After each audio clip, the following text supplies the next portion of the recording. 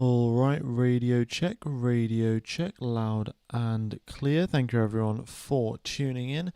And here we are. We are getting underway for, sprint qualifying here in Miami. We've of course had free practice one, as you can see up on the screen. We've got the results of free practice one up on the screen, and yeah, it was a pretty uneventful session, apart from the final 5 minutes where we had Oliver Behrman spin on the exit of turn number 12 and crash his car into the barriers, which brought out the red flag and ended the session right there and then. So that was, FP1, and it looks like McLaren are the fastest car.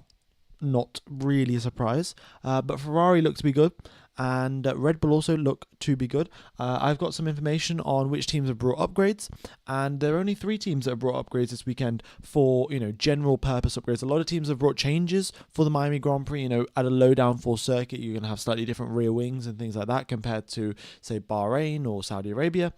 But the upgrades that we see are only from Aston Martin, from Red Bull, and from Sauber. So those are the 3 teams that have upgrades, and we have got a small floor upgrade for the Red Bulls. Aston Martin have got some things changing on their front brake duct and their suspension, and Sauber have just got some things changing on their suspension. So only 3 teams with upgrades here in Miami, and it is fair enough given that it is a sprint weekend. You only have 1 hour to do all of these changes, make sure everything works, get the ideal setup, and it's not an optimal environment to be testing a big upgrade package. So those big upgrade packages will probably be saved for Imola.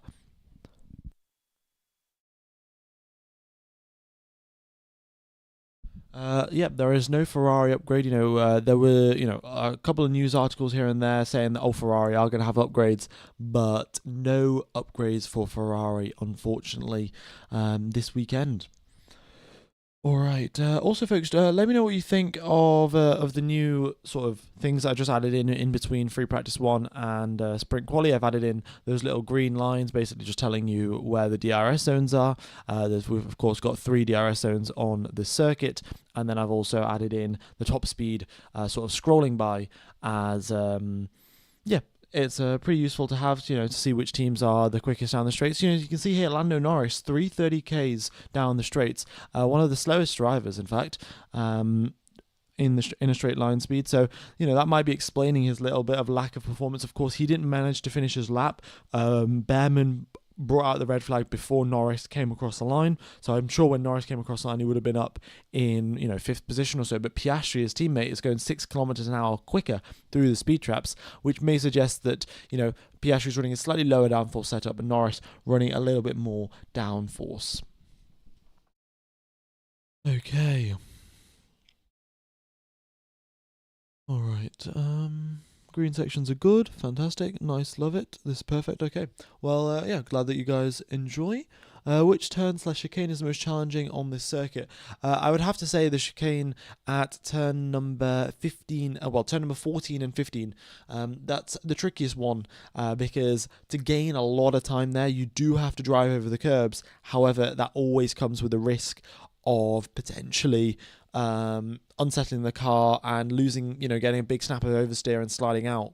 So I'd say that's probably the trickiest corner where you can gain a lot of time and also lose a lot of time very, very easily. It's a very small tweak in your driving line and, you can either gain a bunch of time or crash out. So I'd say that's probably one of the hardest ones. And then the other ones, I'd say in the race, doing tyre management, going through turn number 4, 5, 6, 7, 8, is particularly tricky. Once you've got a car full of fuel and you've got to maintain the gap to the driver behind you, try and close up to the driver ahead of you, you've got to managing the tyres through 4, 5, 6 and 7 is extremely tough. In fact, I shall just take you through a lap here of the circuit. I've got a onboard lap here. Let me just play that. So yeah, you come out of the final corner and conditions are very similar to conditions are very similar to this right now in Miami. It's very sunny. The sky is blue. You head down the main straight. You open DRS, maximize as much curb as you can on the entry, brake at the 110 meter mark. You go through turn number 1, 2, and 3 just fine. Now you head towards turn number 4. In quali, this is flat, almost flat. You can downshift and then flick the car in. Whereas in a race, managing your tyres through here is extremely difficult. And then this corner, the car just tightens and tightens and tightens. We saw, I think it was Sonoda drift wide because he was just on the wrong line, and the dirty tyres just pushed him wider and wider and wider. Then you go through to turn number 9. You activate DRS, going through this detection point here towards turn number 11. Where we saw Behrman, crash on the exit. So he hit this corner very, very nicely, but then over the curbs he went here, car spun around and into the barriers on the left-hand side. But, you make it through. Then you head towards this chicane where you take out as much curb as possible without unsettling the car. Through turn number 16, get as close to the barriers. We saw Oscar Piastri kiss the barriers on the exit here in FP1. He was, getting very racy, wanting to get a good exit out onto the main straight. And, of course, got a third DRS zone of the circuit as you head towards turn number 17. There's one of the longest straights on the Formula 1 calendar. You brake at the 110 meter mark, down to third gear, smooth entry, smooth exit, and, foot flat to the floor, just minimize the distance to the start finish line, and that is a lap of the Miami Grand Prix. All right. Okay.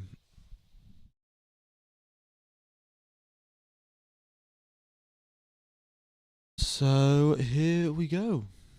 All right. What else have we got to talk about, really? Yeah, so not too many upgrades, really, this weekend. Not a surprise, considering it is a sprint weekend. So I think that is fine. And, yeah, I think overall we should have a good race around here with 3 DRS zones. There's definitely going to be overtaking action. I can guarantee that. And who knows who will get sprint qualifying pole. Hamilton did get pole position back in China. That's, of course, the only sprint race we've had in the season so far, and went on to get that win as well. So who knows what will happen in today's race. Oh, well, in today's qualifying, sorry. Yeah.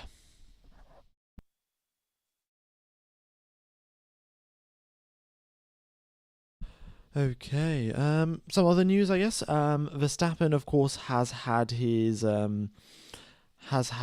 a baby with his wife, and he got to skip media day yesterday, which I'm sure he was very, very pleased about, because Max hates media days. I mean, a lot of the drivers hate media day, to be honest. I'm sure Max planned it 9 months ago. He's going to plan it exactly so he could skip a media day in Miami, and we'll see. We'll see if Max Verstappen starts driving a little bit more defensively now that he's a father. But I think Max Verstappen will be as aggressive as ever, to be honest. All right. Why do you think Lando's struggling? I think it's just a little bit because of sort of you get into this downward spiral, really. You're in bad form, then you get more pressure applied to you. You make a little bit more of a mistake, and then you're in even more pressure, and then there's it's sort of this downward spiral that's happening to Lando Norris. He's got to, make his way out of it. He's done it in the past. He'll do it again. The question is, how long will it take, really? F1 Game, if it's possible, can you collab with other YouTubers, like non-applicable for commentary, and a two-way commentary would be way more fun? Yeah, I think it might actually be pretty good. I will have to, figure out if there's any other YouTubers that would like to collaborate. But yeah, might be interesting. All right. You think Miami till 2041 is a good idea? Personally, I do not. No, I personally don't think it's a good idea either. I mean, the reason it's extended out to 2041 is because Miami is offering Formula One a lot of money, so it makes sense. But is this circuit really what you want from Formula One? I don't know. I mean, the circuit's all right, and if we get all right racing, it's fine. It's just there's so much other fanfare that goes on around Miami, and it's like, is this really what Formula One is about? But I guess if we're getting good racing, can you really complain? New to F1, what's the difference between a sprint quali and a normal quali? Well, sprint quali is just for a sprint race. Normal quali is for the normal race. And the difference is that in sprint qualifying, the qualifying sessions are shorter. So in normal qualifying, it's 18 minutes, then 15 minutes, then 12 minutes. In sprint qualifying, it is 12 minutes, 10 minutes, and 8 minutes. All right.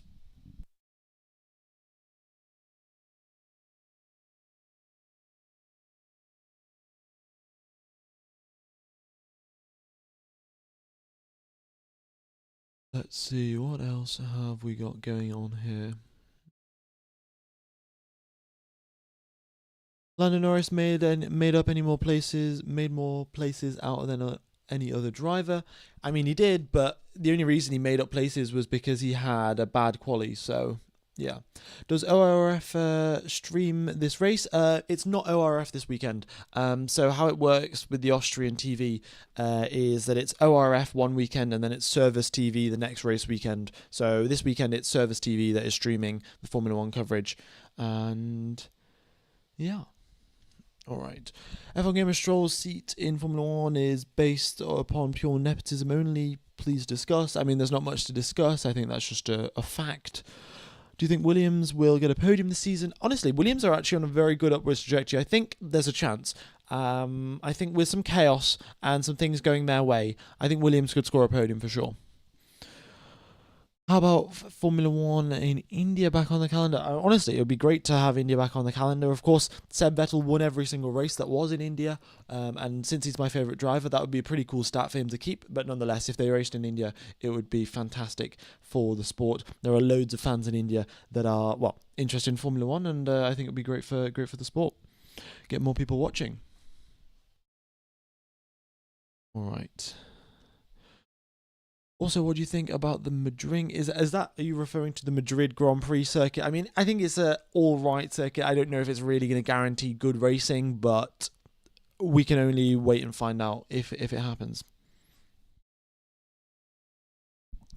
Williams is not scoring a podium, but love the optimism. Yeah, I mean, it's a bit of a tough one, really, because we've got four, very quick teams. So McLaren, Ferrari, Red Bull, Mercedes, they're all quick. So you've already sort of got the top 8 positions nailed down by those teams. So then Williams sort of getting up into there is pretty difficult. Like, sure, you can say Antonelli and Tsunoda may not deliver, so then they'll be further down the pack. You could say Ferrari mess up the strategy, so they'll still be further down the pack. But then you've still got Piastri, Norris, Verstappen, and Russell up in the top 4. So yeah, for the Williams to get past them, I mean, you're going to need like a wet race and some spins and some crashes and things like that. But who knows who knows what's the future holds, and we could have a very wet race at Spa, and that could a lot of things could kick off. What does the Sector 1 mean with all the colours? So essentially, what this means is that if you've got yellow, that means the drivers are going slower than their personal best. If you've got a bit of purple, that means they're going quicker than their personal best.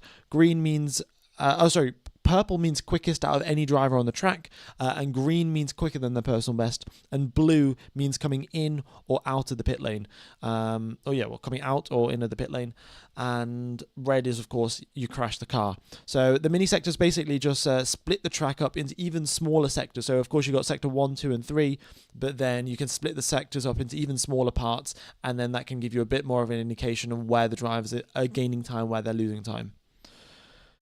Yeah. All right. How much is the temperature after quali? Well, at the end of qualifying, it was 48 degrees Celsius. By the looks of it, it is still pretty sunny out there in Miami. So I suspect the temperatures will have made their ways up into the 50s. And who knows what happens.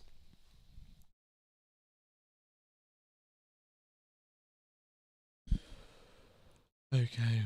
Was always wondering what it means. Yeah, it's I guess it's a pretty useful piece of information, especially when you're on once we're in Q3 and you can see, let's say Verstappen or Leclerc or whoever, just setting purple after purple after purple after purple. That's when you know they're on a mega lap, and it's really pretty useful.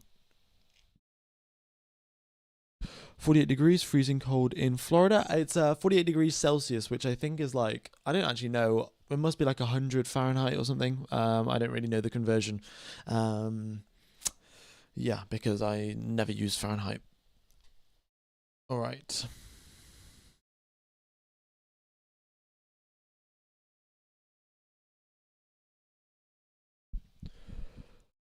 Okie dokes, what else have we got going on?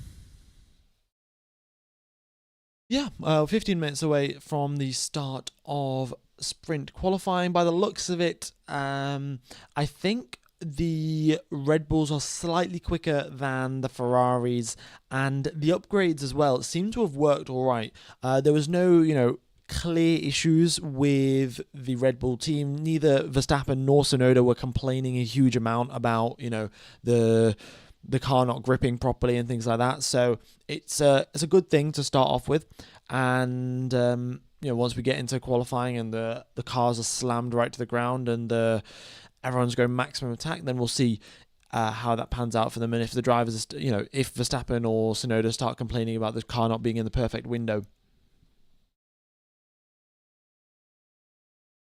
F1 Gamer, how do the sprints work? It's totally separate race, really. So normally in a weekend you'll have FP1, 2, 3, and then qualifying in the race. In a sprint weekend you just replace FP2 and FP3 with sprint qualifying and the sprint race. Anything that happens in the sprint doesn't affect the actual race. And yeah, you get 8 points for winning the sprint, 7 points for coming second place, 6 points for coming third place, and then so on and so forth, all the way down to 1 point. How long ago did Behrman crash? Behrman crashed about 3 hours ago. They will have repaired his car. It was not major damage, so he should be fine to take part in qualifying today. And yeah. At F1 Gamer, you think Formula One will add more circuits from more countries, unlike many races in the US alone, which is a monetary decision but bad for the fans over the globe. I think Formula One will carry on doing what's printing them the most money, to be honest, because the way things are going, as you guys may have seen, what happened to Spa is now Spa is only going to be on the calendar every 2 years. And the reason they're doing that is because Spa doesn't pay them that much money, because, Spa's a good circuit. They don't have to pay Formula One that much money for Formula One to agree to come to Spa. And the fans want to see it as well. So that's why Spa doesn't have to pay Formula One that much money. Whereas, let's say, Saudi Arabia, they pay Formula One huge sums of money for the race to come there every year. So by alternating the race at Spa, you free up one slot in the calendar per year to race at another circuit, which will pay Formula One more money. So essentially, they're just doing whatever will maximize their profit, which is not ideal. They should ideally be thinking, in terms of the sport and the spirit of Formula One, but that's not how businesses work, really. All right. We've just had the data for sprint qualifying just come through. As you can see, everyone's top speeds have reset to 0 kilometers per hour because, of course, they're going to have, they are 0 kilometers per hour because they've not come out onto the circuit yet. F1 Gamer, what do you think the tyre strategies will be with the sprint and the normal qualifying? Do you think they'll use mediums in the sprint quali and the same softs in the sprint? I think what will happen is they'll use soft tyres in sprint quali, and they'll use soft tyres in normal quali as well. In the race, it's probably in sprint race, it'll probably be mediums. You could do hards if the track temperature is really high tomorrow, then you could get away with hard tyres as well, maybe. But most likely, it is going to be medium tyres for the sprint race, and then for the race on Sunday, I think it's going to be a one-stop strategy. I'm not sure, because Pirelli may have brought softer tyres compared to last year, but they also did that Saudi Arabia. It still ended up being a one-stop, so we'll have to wait and see. It's a nice detail that you've added the DRS zones to the track. Thank you very much. Yeah, it didn't really take that much effort. It's just that I never really thought of the idea until someone suggested it in a community post, and here we are. We've got the DRS zones. All right, let me put on the. Yeah, there we go. We've got the sprint qualifying data. Let me just get rid of the FP1 data, and then we'll have the sprint quali data. Fantastic. Okay.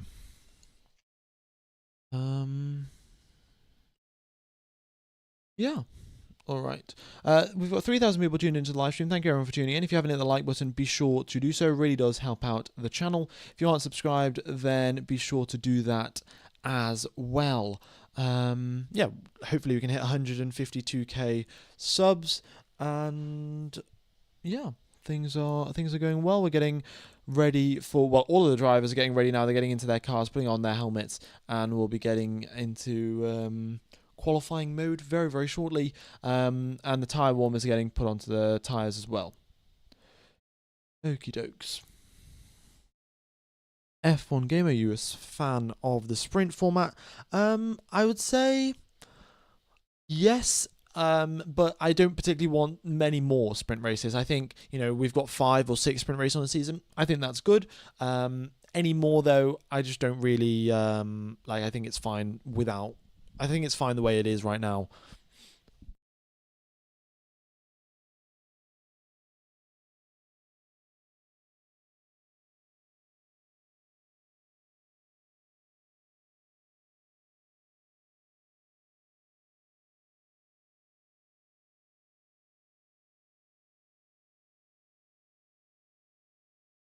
Alright, and as you can see there, track temperature 49.2 degrees, air temperature 28.2, so yeah, pretty hot conditions out here in Miami. The wind is 14 kilometers per hour, 15 kilometers per hour, blowing from the easterly direction, which is going to give the drivers a tow down the back, going down the straight between turn number 16 and 17, but it's going to give them a headwind between turn number 9 and 11. So, you win some, you lose some, and the drivers will be, well, wary of the fact that the wind is gusting about, and that'll be affecting their grip levels.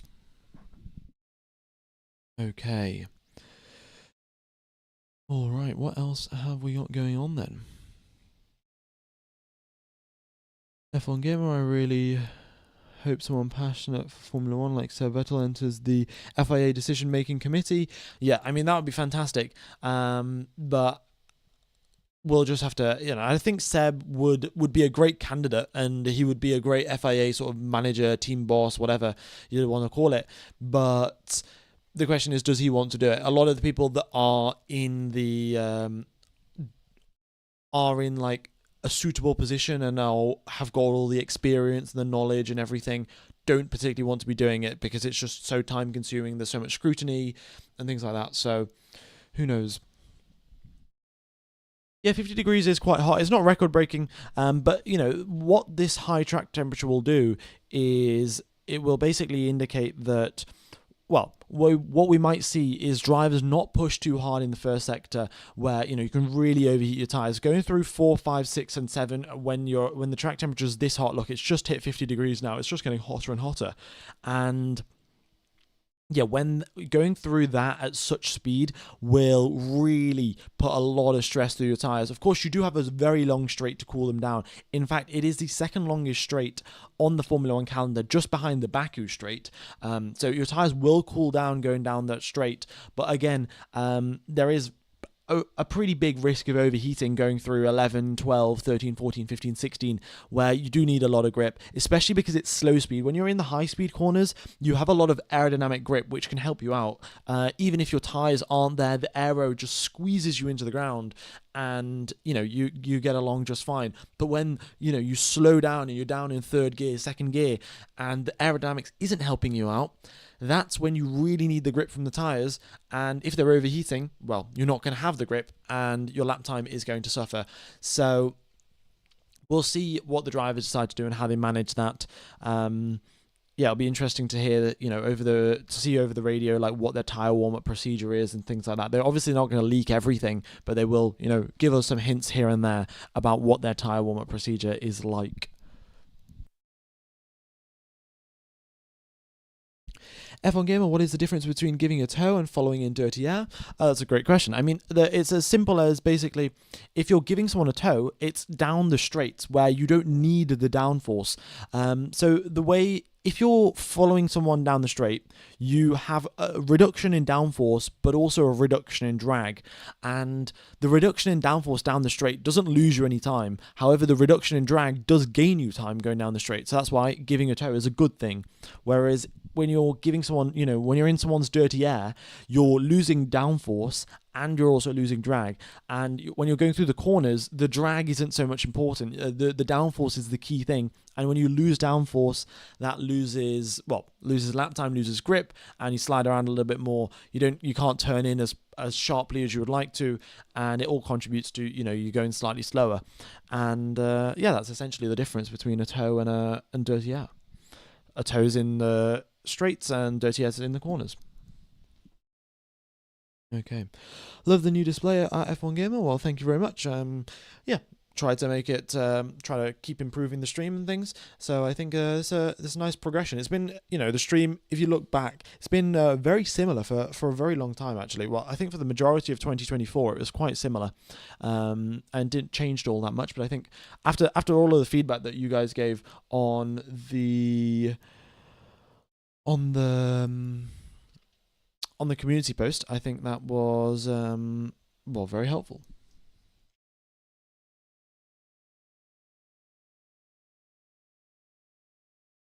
Okay. One more lap, please. Yeah, sure. We are 4 minutes away from the start of the session, so I shall take you through a lap of the circuit. Okie dokes, here we go then. So you make your way out of the final corner. You should make sure to get a good exit, maximize your speed down the straights, and shift up into 6th, 7th gear. Then you activate the DRS as you go down the main straight. Head towards turn number 1, brake at the 100-meter mark, take as much curb as you can. Then through turn number 2 and 3, you can hold it flat through there. It's not an issue. Here at turn number 4, this is tricky. You lift a little bit, downshift, and stay over to the left-hand side as much as possible so you can get a good exit through 5 and 6. Then onto the brakes you go, trail braking a little bit, making sure not to lock up, because otherwise, you just go straight on and then you turn your tyre into a vibrating mess. And now you're onto the back straight. You got DRS here. You got a headwind going through this part of the circuit. So, the drivers will be, thankful for that. A little bit more downforce when they come into this braking zone. They can brake just that little bit later and then hit that apex nicely. This is where Behrman crashed, but, hopefully keep it under control in qualifying today. Then you go towards the chicane. You got quite a bit of elevation change here just before you hit the chicane. The car goes a little bit light, and then you get as close as you can to the exit barrier without touching it, of course. And then onto the back straight you go. Another very, very long straight. And, these two long straights is the reason why the teams run quite low downforce around here in Miami.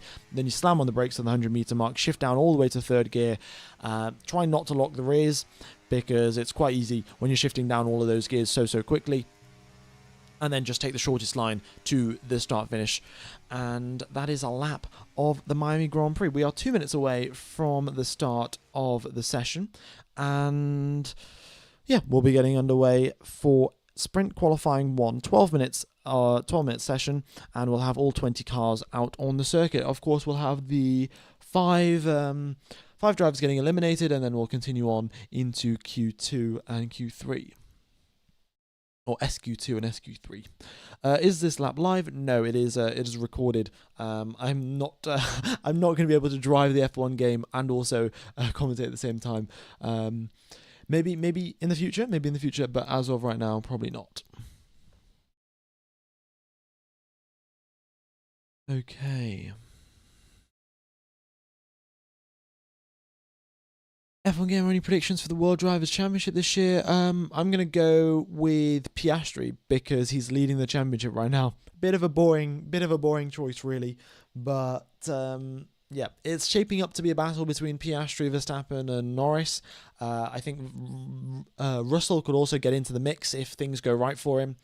And if, Mercedes take a bit more of a sacrificial approach towards Kimi Antonelli's rookie season, say, you got to give him a tow in Q3. You can't do your own Q3 lap.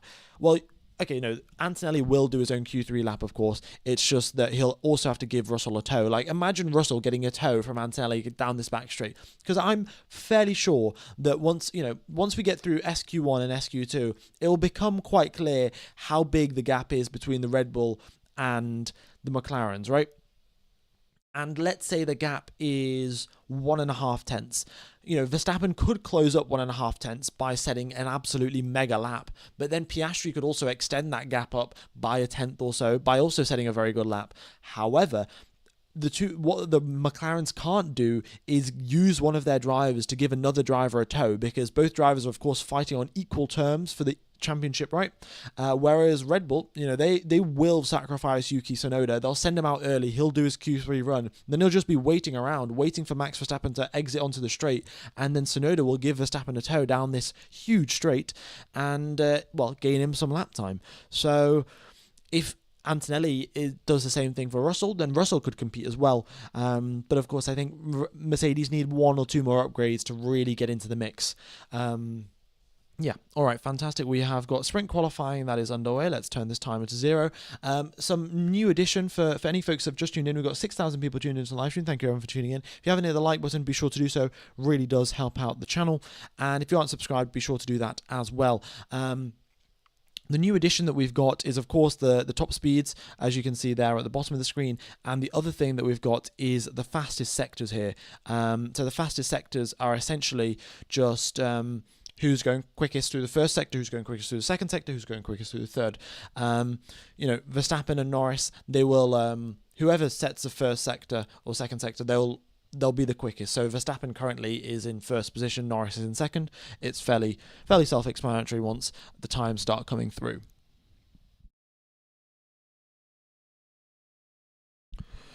Okay, we've got a couple of unsafe releases, everyone wanting to get out onto the circuit ASAP, and a big old traffic jam in the pit lane. You cannot avoid traffic anywhere you go, even Formula 1 cars hit traffic, and big traffic jam in the pit lane, but we've got drivers finally making their way out onto the track just fine.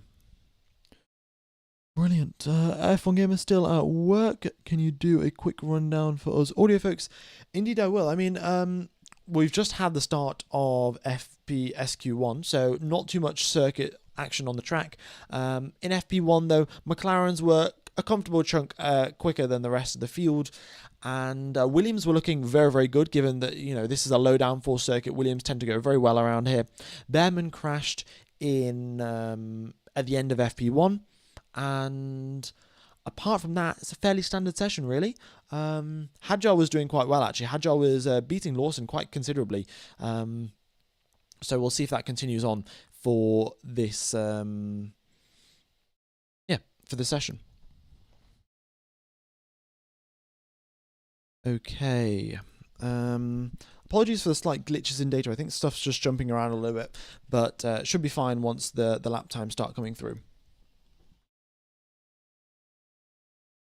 F1 Gamer, who do you think has the best Miami helmet? Actually, I haven't really been looking at the helmet. Tsunoda's just come over the radio here saying, I want to change the helmet after this one. The wind is just blowing like hell. Not ideal there. I mean, the drivers, they are going by at, 200 miles per hour, and they've got, 200 mile per hour wind right into their face. So if the helmet isn't sealed properly, then you are getting huge loads of, wind into your face, which is going to be very distracting when you're doing your qualifying laps. Okay, fantastic. So here we are then, with our first runs in SQ1. We're getting a lot of team radio messages over, just reminding drivers that there are people behind them and telling them to get out of the way. With 20 cars on the circuit, everyone has to be very, very aware of where everyone else is on the track, making sure not to block anyone. Of course, here we are in sprint qualifying 1. I forgot to mention, but you do have to use the medium tyres. Sort of a rule by Pirelli. You have to use the mediums, or not Pirelli, but by the FIA. They'll be using the mediums in sprint quali 1.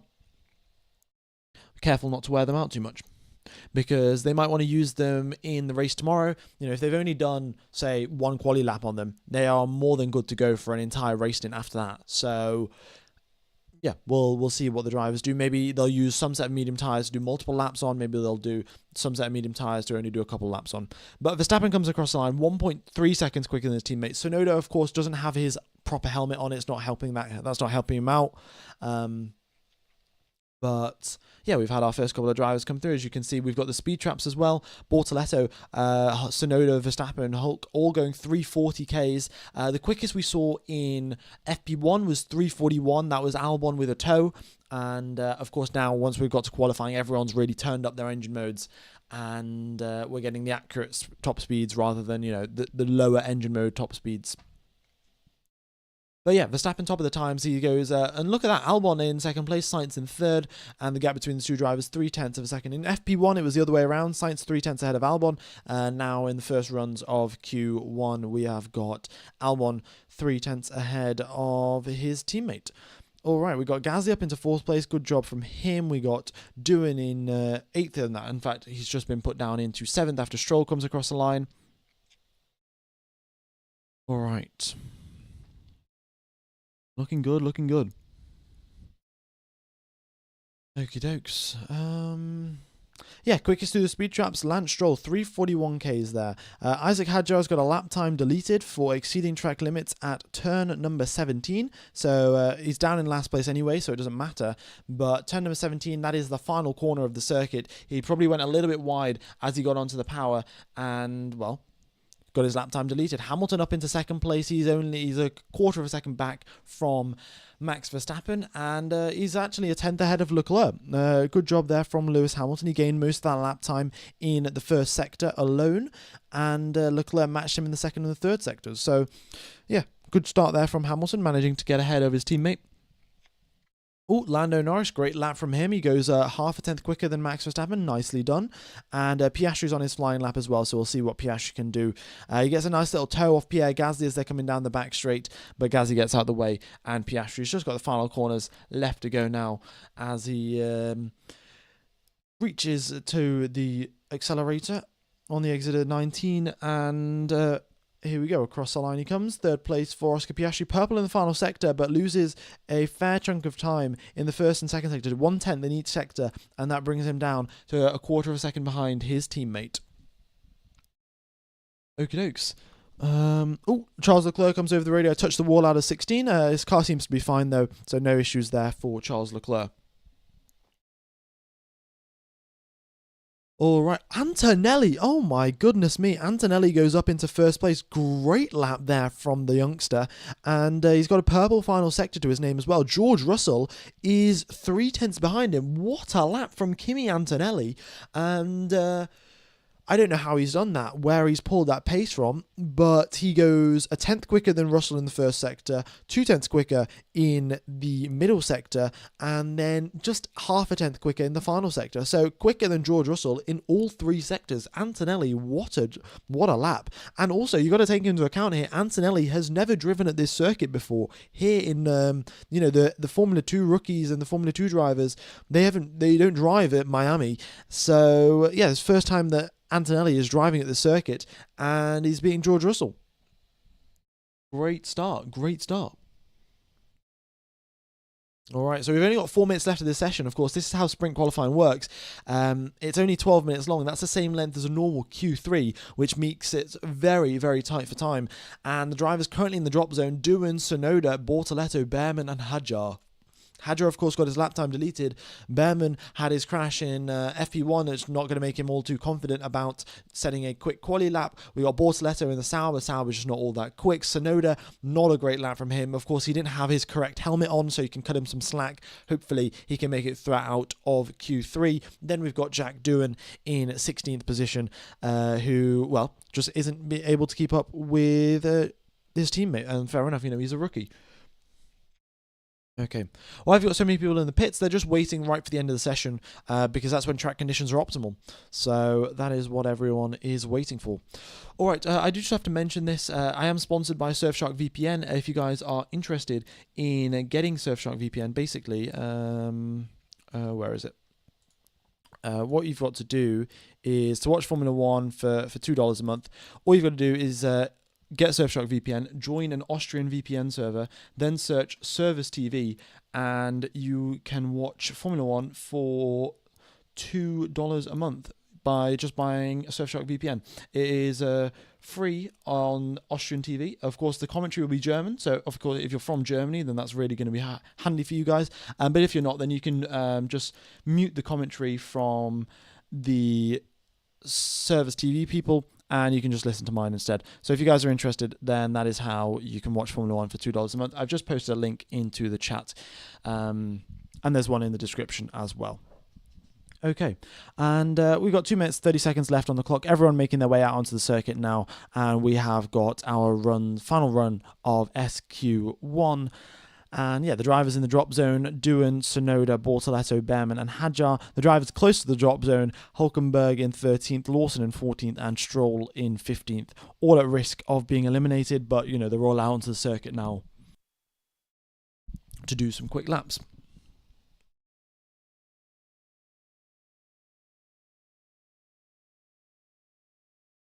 Fantastic. Where is the speed trap located? Speed trap located just about where Oscar Piastri is now. So as he, where Piastri is on the track, that is where the speed trap is, just at the end of that super duper long straight when you've got DRS activated. So yeah, just before turn number 17. Fantastic, fantastic.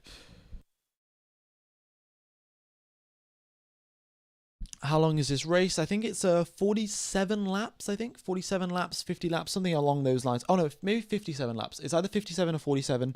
Of course, it'll be 300 kilometers as every Formula One race, apart from Monaco, is 305 or so. All right, we got a quick lap here from Lance Stroll. He makes his way through turn number 4, 5, and 6. He's got a little bit of traffic ahead of him. Hopefully they get out of the way. Otherwise, they could really ruin his lap. And yeah, they get out of the way nicely, nicely enough, I think.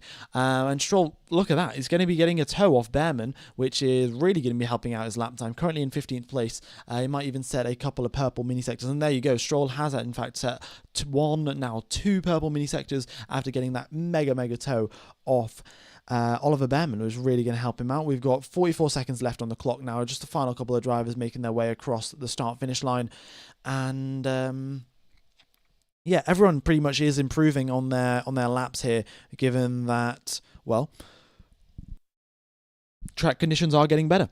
We got 11,000, 12,000 people tuned into the stream. Thank you everyone for tuning in. Be sure to hit the like button, folks, if you are enjoying the coverage. I'll be commentating for the sprint race tomorrow, the qualifying tomorrow, and of course the race on Sunday as well. So if you guys are interested, be sure to subscribe. It'd be fantastic to hit 152k subs today. Piastri comes across the line, 3rd place for him, and not a huge improvement, but managed to get close to his teammate. And we'll see what Norris can do. Norris comes into the pit, so does Verstappen. They know that they're going to make it through, so there's no point in them coming across the line anyway. Hulkenberg across the line, 9th place for him. Then we've got Bortoleto across the line, 18th, unfortunately, does not improve. Eliminated out of Q1 is Gabriel Bortoleto. We've got Kimi Antonelli on another flying lap here. Does not improve in any of his sectors, slower than all 3 of his sectors. So I don't know how he hooked that lap up, but it was a sensational lap when he did it. It's just not looking all that promising, to be honest. Well, it's not looking that promising now, but yeah, when he did it originally, it was fantastic. And we've got Hadjar across the line, 8th place for him. And then Alonso across the line up into 10th. The drop zone has got Stroll, Doohan, Tsunoda, Bortoleto, and Behrman. Tsunoda has made a mistake on in the first sector. Not looking good here for Yuki Tsunoda. He could potentially be eliminated. We've got Sainz across the line up into 3rd place. Russell improves up into 1st. Great job there from George Russell. The Mercedes are looking really quick. Albon up into 3rd as well. We've got 3, 4 Mercedes, 5, 6 Mercedes powered cars in the top 6. The top 6 are all Mercedes power cars, which is incredible. Then we've got Gasly across the line up into 10th place, and Ocon across the line up into 9th. Tsunoda is still on a flying lap, but oh no, he's not on a flying lap. He's aborted that. Tsunoda eliminated out of SQ1 here, ladies and gents. What is going on? I did not expect that to happen. Yeah, not ideal. Lewis Hamilton got a lap time deleted, but he still makes it through regardless. No issue there for him. And that is the end of sprint qualifying 1. We have got Lance Stroll, Jack Doohan, Yuki Tsunoda, Gabriel Bortoleto, and Oliver Behrman eliminated from qualifying. Behrman also is in... Behrman's also like 2 seconds off the pace. Like Bortoletto's 1.6 off, which is fine, and then there's a huge gap to Behrman, which is 2.1 off. So I don't know what Behrman was doing on his laps, but they clearly weren't very good laps. Tsunoda is being screwed by RB. I don't know what's gone on with Tsunoda. I mean, clearly clearly some sort of issue. I don't know if he didn't time his lap properly or something went wrong there, but yeah, not great there from Tsunoda. I mean, he's got 5 laps used on his tires, so that just suggests that he did an in-lap, out-lap, in-lap. Oh, sorry, he did out-lap, hot lap, in-lap, and then out-lap and hot lap, and came back into the pits. So yeah, don't know what's going on there with Tsunoda, but clearly uneliminated out of Q1, so not ideal. Okay, for any of you folks listening to this like a radio broadcast, I'm just going to read through the standings. So we've got Russell in first, Antonelli in second, Albon in third, Norris fourth, Sainz fifth, Piastri sixth. We've got Verstappen in 7th, Hamilton in 8th, Ocon in 9th, Leclerc in 10th, Gasly in 11th, Hadjar in 12th, Alonso in 13th, Hulkenberg 14th, Lawson in 15th, Stroll in 16th, Doohan in 17th, 18th is Yuki Tsunoda, 19th is Bortoletto, and 20th is Behrman. Of course, you do have to take this into account that it will be, this is sprint qualifying, so it doesn't matter all that much for the actual race, of course, where most of the points are given out. But nonetheless, it's not a good sign there for Yuki Tsunoda getting eliminated in SQ1. And we've just got a replay here of Oliver Behrman driving through the chicane, and the reason why he was so much slower was because he was drifting like it was Tokyo Drift through the chicane, and that loses your lap time.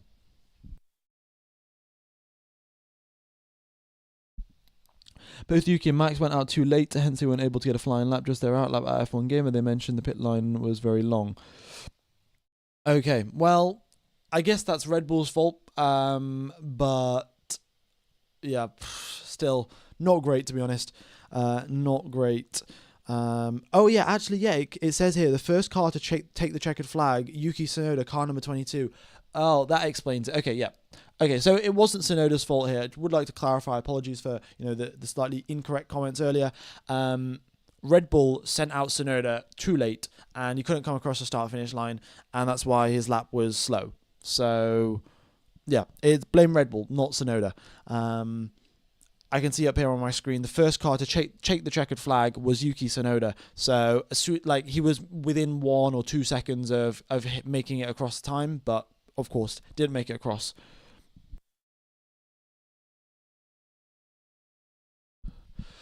Okay, and as you can see, quickest through the speed traps, we got Nico Hulkenberg, 343 Ks through the speed traps, and looking very, very good there. And as we go down, the top speed difference isn't all that big, Like, we did see the top 6 cars be Mercedes-powered cars, but the difference, Piastri's there in 14th through the speed traps at 338, and the top speed difference only 6 Ks, and I'm pretty sure Hulkenberg got a toe when he did his top speed run as well. So, yeah, I don't know exactly how that's happened, but we've got 6 Mercedes-powered cars in the top 6.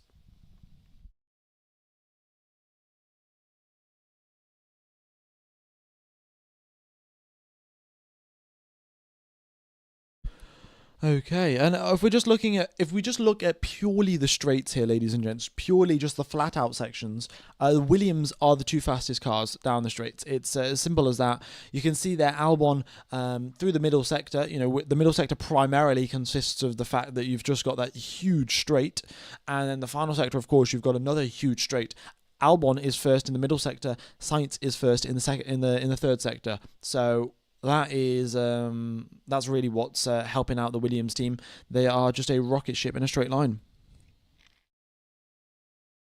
At F1 Gamers, Hadjar replacing me now. No, I think Tsunoda, basically, in a way, because Liam Lawson did so badly at Red Bull, Yuki Tsunoda has been given so much slack because, of course, if Tsunoda was just placed into the Red Bull team and is performing as he is now, then there would be still quite a bit of scrutiny on him. They'd be like, oh, is he really the right fit?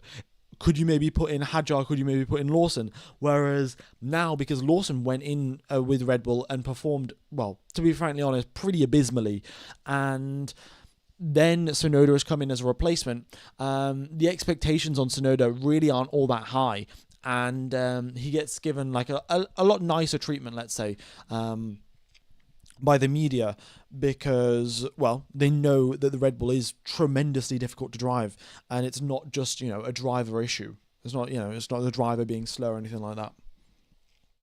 All right. We got Alonso first out of the circuit. Then we got Verstappen, Antonelli, Russell, Albon, and then the rest of the drivers making their way out as well. We've got green light at the end of the pit lane, and sprint qualifying 2 is underway here, ladies and gents. Okay. Amazing consistency from Stroll. Yeah, Stroll. In fact, this is a stat here. Lance Stroll has got the most Q1 eliminations from any Formula One driver in history. So take of that what you will, but all I see is Mr. Consistency there from Lance Stroll. Mr. Consistent, Mr. GOAT, whatever you want to call it. World class there from Lance Stroll, really. Okay. Norris and Piastri make their way out onto the circuit as well. And they're out on fresh sets of tyres here. Some drivers out on fresh sets, I think. In fact, actually, everyone that's come out onto the circuit is out on a fresh set of tyres. Okay. At F1 Gamer, please explain the tyre rules for Sprint Quali. The tyre rules are that you have to use a set of medium tyres for SQ1, you've got to use a set of medium tyres for SQ2, and then you can use a set of soft tyres for SQ3. So normally, in a qualifying session, the teams just use soft tyres, but in sprint qualifying, they have to use the tyres mandated by the FIA. So they're using the mediums they're using the mediums for Q1 and Q2, and then softs for Q3. Okay. Yeah. Here we go then. Let's wait and see who can put themselves top of the timings. Also, folks, if you haven't hit the like button, be sure to do so. Hopefully, we can make our way towards 2,000 likes. That would be fantastic. We're also getting pretty close to 152k subs. That would be pretty cool. All right, we got Verstappen out on a set of medium tyres, looking extremely racy here as he makes his way through the middle sector. And look at that, purple first sector for Max Verstappen goes quicker than George Russell's first sector by 1/10 of a second. Looking great. Now the question remains is, will he be able to maintain that going through the middle sector where the Williams were the quickest? Because, well, they were quick through the slow speed. They were also quick down the straights. So, Williams have got quite a lot of things going for them this weekend. But looking at those timing charts from Max, we can see quite a lot of purple mini sectors there. In fact, Antonelli beating a couple of the purple mini sectors that Max has set. Max purple in this session, but doesn't make it up onto the timing sheets, and he's not up there in the fastest first sector, not up there in the second fastest either. So he's got a bit of improvement to do before he catches up there. Antonelli, a 33.57 in the middle sector, still a little bit slower than Norris. Times are tumbling a little bit because tracks are improving. The temperature's also lowered a bit. It's down to 47 instead of 50, and Verstappen comes across the line on 127.729. Yeah, just purple in the first sector, and the second and third sector still lap time left to be gained. Antonelli comes across the line, and he goes purple in the second and third sector. He goes 2 milliseconds ahead of Max Verstappen. Oh my goodness me, the Mercedes are getting extremely close and extremely feisty, and Verstappen now is in a Mercedes sandwich. George Russell is in third place. He's 60 milliseconds behind him. Antonelli is 2 milliseconds ahead of him. All right, well, it looked like it was going to be a McLaren versus Red Bull kind of day, but it looks like it's now turned into a McLaren versus Mercedes versus Red Bull, which is, the more the merrier, let's put it that way. Albon comes across the line, fourth place for him. Norris looking purple in the middle sector, and now both Piastri and Norris purple in the middle first and second place in terms of fastest middle sector. Norris comes across the line, first place for him. He goes 2/10 clear of Kimi Antonelli. Huge lap times gains in the middle sector compared to the rest of the drivers. And McLaren just have that slow speed grip. Piastri comes across the line, 2/10 ahead of his teammate. Brilliant. And both drivers had same track conditions. Both of them had fresh sets of medium tyres. Piastri comes out ahead. Pressure is mounting on Lando Norris. He's got to find some pace very, very quickly. We've got Charles Leclerc on a flying lap here, and across the line that was 6th place for him. Hamilton was in 8th. A lot of improvement left to do for Hamilton. And as you can see here, they've come over the radio to Charles Leclerc. We will go for double cool. So they're not going to come back into the pits, especially once you're in SQ3 and the sessions are only, 8 minutes long? 10 minutes long. You really don't have that much time to do an out lap, then hot lap, then in lap, then out lap, then hot lap, then in lap. You kind of just have to go do one out lap and then cool down laps before, to recharge your battery, get the tires back down in temperature, and then do another lap, go again. Okay, and then we'll have the other drivers doing their runs in the latter stages. So 4 minutes left on the clock, and any of the drivers that haven't come out onto the circuit will be doing so.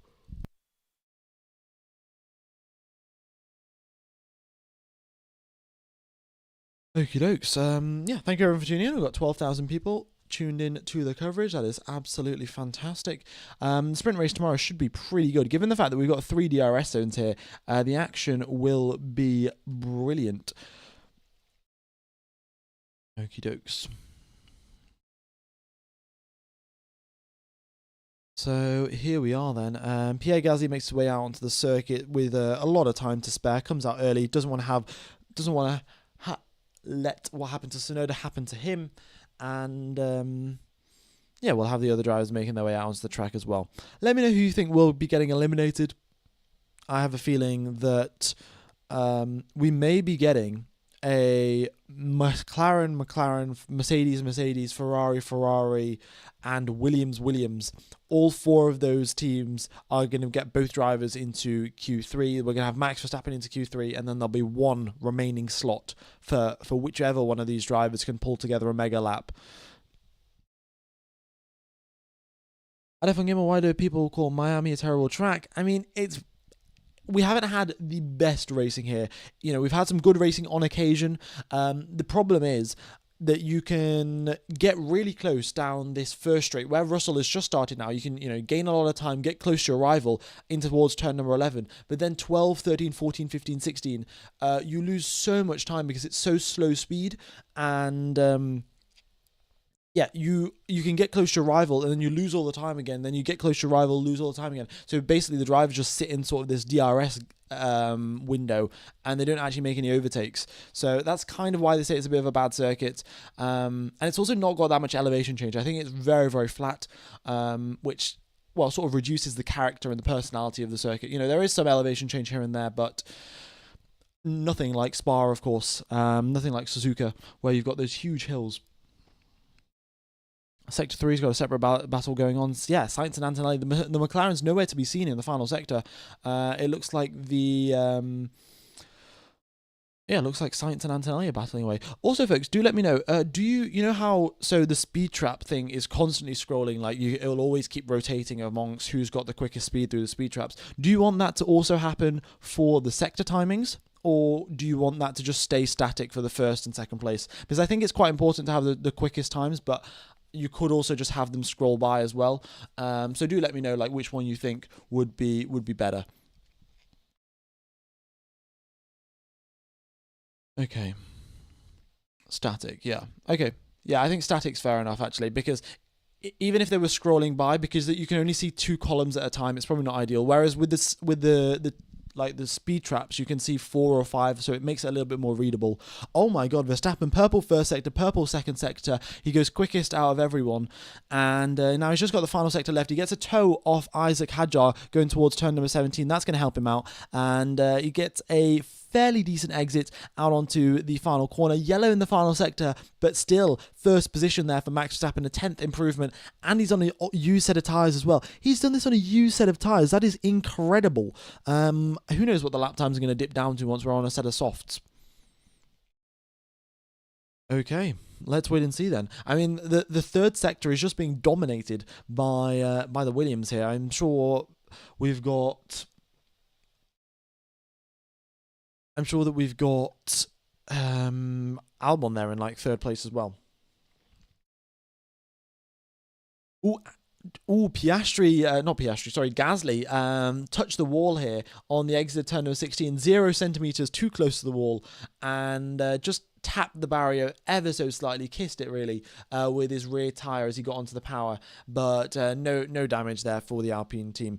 Alright, checkered flag is out. Nico Hülkenberg across the line, 7th place for him. Lando Norris currently in 3rd, purple in the middle sector, purple in the final sector, up into 1st position by 1/10 of a second. We got Esteban Ocon on his first flying lap, currently 12th position for him across the line, 8th place for him, great lap. Now we've got Charles Leclerc who's in 6th. Hamilton dropped down into the elimination zone. He's He's got to improve this lap, otherwise he gets eliminated. Charles Leclerc up into 4th place. Good job from him. Isaac Hadjar in 13th, 3:36 through the speed traps there. Very, very fast from the V-Carb and that Honda engine. Across the line he comes, and it is 7th place there for Isaac Hadjar. Great lap from him. We got Fernando Alonso in 14th on a fresh set of mediums across the line. 7th place. This places Isaac Hadjar. Verstappen is making his way back into the pit lane. Kimi Antonelli is on a flying lap, currently in 6th position, just looking to improve. He knows he's probably going to make it through anyway, but might as well get ready for the final stages of Q3. Here he comes then out of the final corner, and across the line is Kimi Antonelli. 4th place for Kimi Antonelli. Looking good, looking good. The gap between the top 4 drivers, 0.3 of a second. Liam Lawson across the line, 14th place unfortunately for him. He is a huge chunk back from his teammate. Albon across the line, 7th for him. And Sainz is into the pits. Sainz gets eliminated out of Q2, and Hamilton makes it up into 6th position. So we've got Hülkenberg, Ocon, Gasly, Lawson, and Sainz eliminated. I don't know why Sainz was in the pit lane, but yeah. Oh, Sainz got a lap time deleted. Wait, no. Sainz got a lap time deleted when he was coming out of the pits, so that's fine. But I don't know why he's down in 15th place. He says that he's done 2 laps, and his final sector, he made a mistake in the final sector. That's what it was. We've just got to replay a huge lockup. Oh my goodness me, that was enormous. As he was going towards the final corner, just huge lockup, and that was the end of his qualifying. Yeah, sorry for that. It was my mistake. That's what he says over the radio, and into the pits he goes. Oh, very, very unfortunate there. He was just braking on the white line, really. Typically you can get away with it, but for whatever reason, Sainz just did not on that occasion. Huge lockup, and into the barriers he went. Not into the barriers, sorry, just went straight on, and that was his lap ruined. Yeah, very, very unfortunate. Because in theory, Carlos Sainz, if he had done his theoretical best lap time, that would have put him... Actually, that only would have put him in 12th place. So he was still going to need another improvement in the final sector if he was going to make it into... if he was going to make it through into Q3. Yeah, not a great lap there from Carlos Sainz overall, to be fair. Yeah, Sainz's theoretical best was a 1:27.866. That would have put him 16 milliseconds back from Hülkenberg and a 10th back from Hadjar. So, yeah, still some time needed there for Sainz. And the drivers that make it through, so we've got the 2 McLarens, the 2 Mercedes, the 2 Ferraris, and then we have got Max Verstappen, we've got Alex Albon, Fernando Alonso, and Isaac Hadjar. Those are our top 10 drivers to make it through into Q3. Fantastic. Yeah, first time Alonso's made it through into Q3 this season. It's looking good. I mean, Aston Martin did bring upgrades this weekend, so, it looks like the upgrades are working well. So the teams that did bring upgrades, Aston Martin, Red Bull, and Sauber. So, Hülkenberg made it up into 11th, looking good signs for him. And Alonso, of course, made it through into Q3, which is, of course, a very, very good sign, considering that Aston Martin looked like a tractor for the past couple of races. Alright, I got 14,000 people tuned into the live stream. Thank you everyone for tuning in. Folks, if you haven't hit the like button, be sure to do so. It really does help out the channel. Hopefully we can make our way towards 152k subs, and that'll put us on track to hitting 200k subs by the end of the season. And if you haven't hit the like button, that would be appreciated as well. Alright, also just another thing to mention, Surfshark VPN, if you guys are interested to watch Formula 1 for $2 a month, you can get Surfshark VPN and you can join the Austrian VPN server.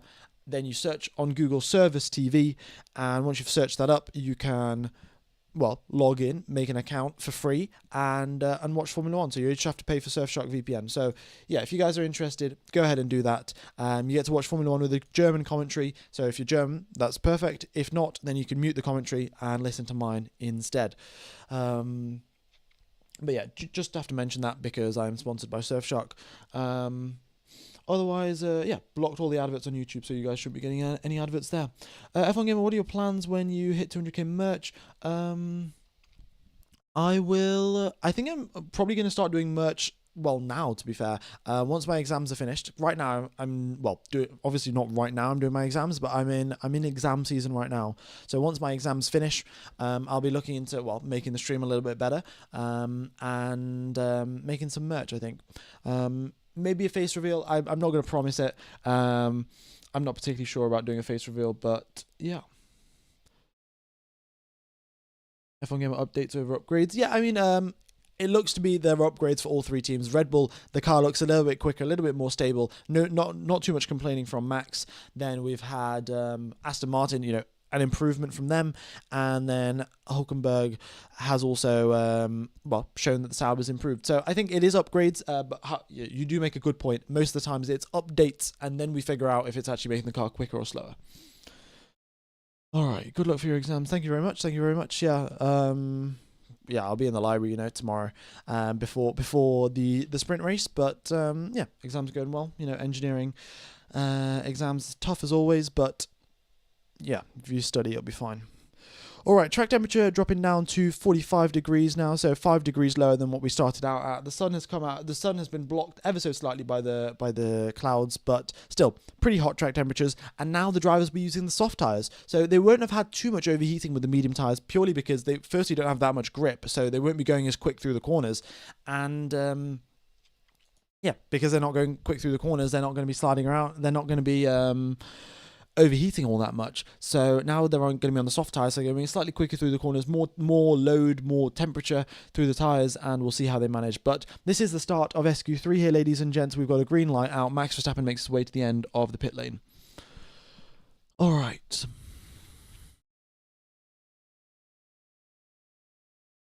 Here we go.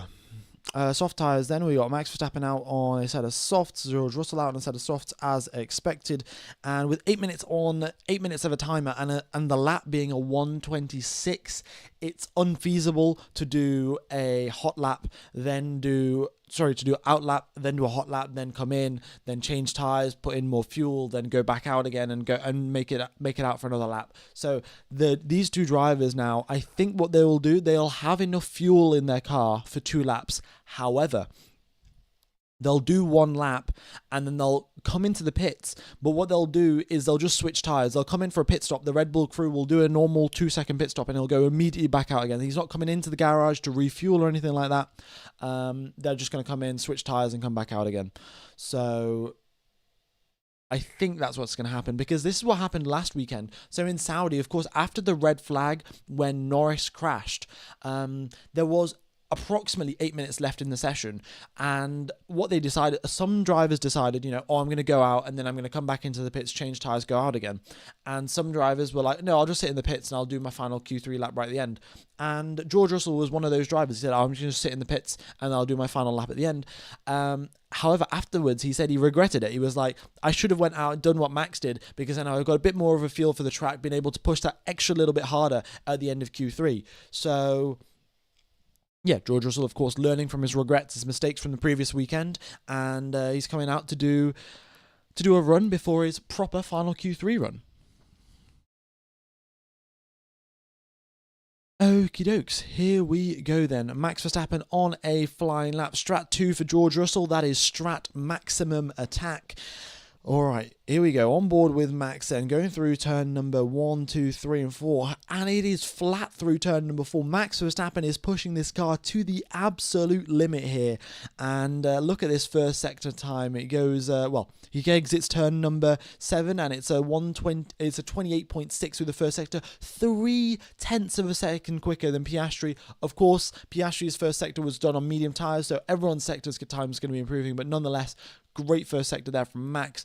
Russell 0.5 back, and Verstappen now heading towards a slow part of the circuit, slow twisty, going through turn number 12 and 13. Now up a little bit over crest as he hits that chicane. Over the curbs he goes, manages the car very, very nicely, stays away from the barrier on the exit of turn number 16 and smoothly onto the power for this super long straight, where he's going to be using DRS the whole way, and that Honda engine is going to be screaming away at 12,000 RPM. VTEC has kicked in, brakes at the 100 meter mark, and the car leans forward so much. 5G of braking force there from Max Verstappen, hits that apex nicely back onto the power, shortest distance to come across the line. What is the lap time going to be here for Max Verstappen? A 1:27.070.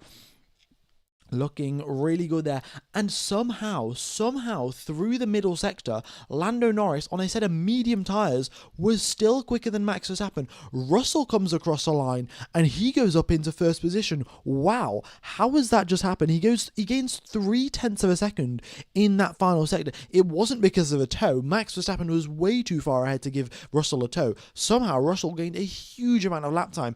And this is what I'm saying here, ladies and gents. Look at this. Track temperature, 43 degrees now. It's lowering, but the thing is, once you get to the end of the final sector, and you need that performance, you need the traction going through 13, 14, 15, 16.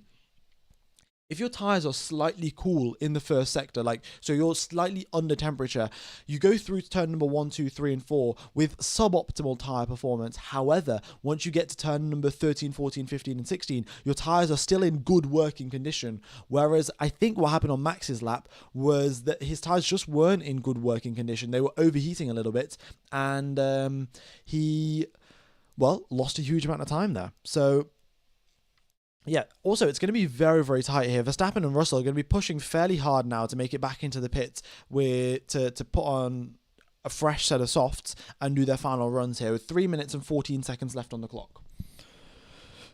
Okay.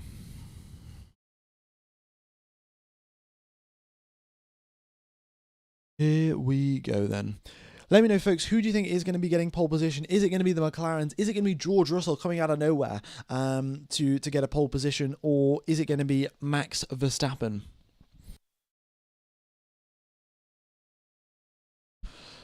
All right. I'm going to have a quick sip of water, but we are about to have the most exciting part of qualifying in about 30 seconds' time.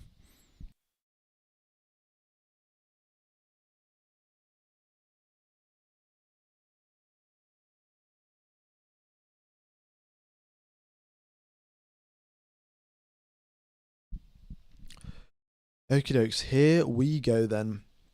And Leclerc and Hadjar are the only two drivers still yet to come out of the pit lane, with 2 minutes and 15 seconds left on the clock, 2 minutes, 10 seconds left on the clock. They are cutting it dangerously close here. They know for a fact the McLarens are going to be crawling out of the pit lane at snail's pace, and it's going to be tight, but I think they should make it. I think it should be fine for them. And Verstappen and Russell is into the pits. Verstappen, however, stays out. Interesting. So I would have thought Verstappen was going to come into the pits, put on a fresh set of soft tyres, but it looks like he's going to do his final run in SQ3 on a used set. That doesn't make that much sense. And Russell, I don't think he's coming out onto the circuit again. So Russell was only doing his lap right at the start. So interesting strategy choices. I guess they don't want to use two sets of soft tyres. That's the other thing, because if they use them today, then that means they won't have fresh sets of soft tyres for the qualifying tomorrow. So it's also a bit of a tyre management strategy as well. So Verstappen's just going to do his second run on a used set of tyres. He will have lower fuel, and I think he did improve as well. When he was doing his medium tyre run, he improved on his second run, even though he was on a used set of tyres. So there's still potential here. And now let's just wait and see what the rest of the drivers can do. We've got Albon starting his flying lap, then we got Alonso, then Hamilton, then Verstappen, Antonelli, Norris, Piastri, Leclerc, and then Hadjar.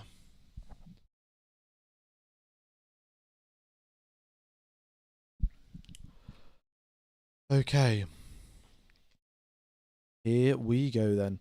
Albon looking pretty good at 29.0, 4 tenths back from Russell and Verstappen through the first sector. You know, that just shows the big difference between the top teams and the midfield. We got Alonso a tenth slower than Albon, and there's a very clear distinction between who's a championship contender and who isn't. However, that has just been thrown up into the water, because Albon, 33.16 from him in the middle sector, up into second quickest middle sector all qualifying session long. Verstappen goes purple in the first sector, beating his previous first sector time, even though he's on a U set of tyres. The checkered flag has fallen. Hadjar and Leclerc both make it across the line nicely. Albon's going to be the first driver to come across the line. What's it going to be? 8th place as of now. Across the line he goes. It's third for him, of course. He's the third driver to actually set a lap time. He's 4/10 back from George Russell. All right, we've got Fernando Alonso here, looking good so far. He's not really setting the timing sheets alight. I don't think the Aston Martin really has the capability to do that. But Alonso is giving it everything he's got, and it comes across the start-finish line now to put himself up 4th place. He's the second back from George Russell, and yeah, that's the difference between the Astons and the Mercs. Antonelli purple in the middle sector. Hamilton across the line splits Max Verstappen and George Russell, still behind his former teammate. Max Verstappen now comes across the line. What can he do? And it's first place for Max Verstappen. What a lap! He goes half a tenth ahead of George Russell, but it's not over yet. What can Antonelli do? Antonelli up into first place, a quarter of a second. Oh my goodness me, what a lap from Antonelli. Piastri, though, is still purple in the middle sector. It is looking very, very good for Piastri. Norris, only second place for him. He's a 10th back from Antonelli. Here comes Oscar Piastri. Can he stop Oscar? Can he stop Antonelli? No, he cannot. Antonelli, unless Charles Leclerc can do anything about it, is about to get sprint pole. He's done it. Oh my goodness me. What a lap from Kimi Antonelli. The man who has never driven a lap at this circuit before today is on sprint pole position. What? Wow. Oh my goodness me. What? Incredible. Absolutely incredible scenes here from Kimi Antonelli. Wow, wow, wow, wow, wow. First pole position. I mean, it's a sprint pole position, but nonetheless, he has got the pace. And the Mercedes team is back here, ladies and gentlemen. Wow. He's punching the air with delight. And, wow. George Russell is down in 5th position. He's not going to be happy about this. He's going to be like, why did I go out early? I should have went out later. Oh my goodness me. Kimi Antonelli, the youngest sprint pole in history. Indeed it is. Wow. Well, ladies and gentlemen, thank you everyone for tuning in for the coverage. I'm going to tell you, tomorrow's race is going to be mega. With Antonelli starting up in first position, we're going to see a real feisty battle between him and Piastri. And then, of course, Verstappen and Norris starting alongside each other on the second row of the grid. This is going to be incredible. Okay, yeah, Max had a big snap in Sector 2. Well, you know, Antonelli didn't have a big snap, and he stuck it on pole position, so sensational. Okay, so, yeah, thank you everyone for tuning in. It's been a pleasure commentating to you guys, and I hope to see you around for the sprint race tomorrow, because it's going to be absolutely mega. So I'm going to end this stream now. I'll take you over to the sprint race. If you could hit the reminder button and the like button as well, it really helps out the YouTube algorithm, and, you know, hope to see you around for the sprint race tomorrow, because, well, we're going to have an absolutely mega sprint race. So, yeah. I cannot wait for this. And yeah, it's been a pleasure commentating to you guys. Have a wonderful morning, day, afternoon, evening, or night, depending on where you are around the world. And yeah, if you could just hit the like button and the reminder button for the stream tomorrow, that'd be appreciated. And if you guys are interested in getting Surfshark VPN to watch the coverage via Austria, then be sure to do that as well. Thank you very much, and see you tomorrow. Bye-bye, ladies and gents.